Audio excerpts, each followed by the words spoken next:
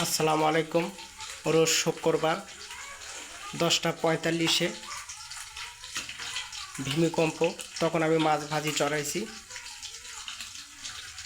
মাছ ভাজি করতে এমুকো ভূমিকম্প খুব দেখি নিচে পাকা কাঁপতেছে, দুটো ঝাঁকি দিছে, সব কিছু কাঁপে উঠছে এবং দৌড়ে আমি গেটের বাহিরে হয়েছি।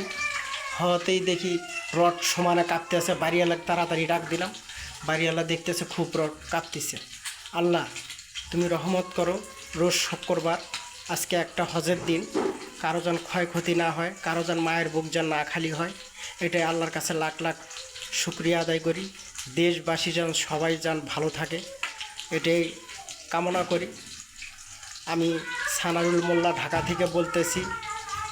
6 সেকেন্ড ছিল ভূমিকম্পটা, তবে দুটো ঝাঁকি দিছে। এই ঝাঁকিতে তাড়াতাড়ি করে ঘর থেকে বাইর হয়েছি।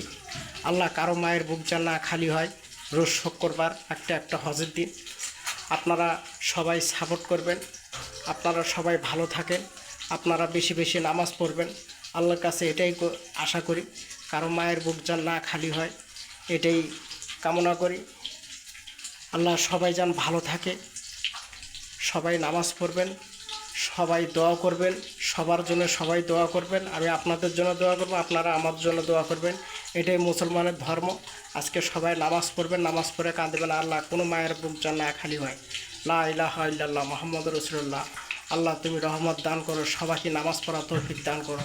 আসসালামু আলাইকুম, ভালো থাকেন।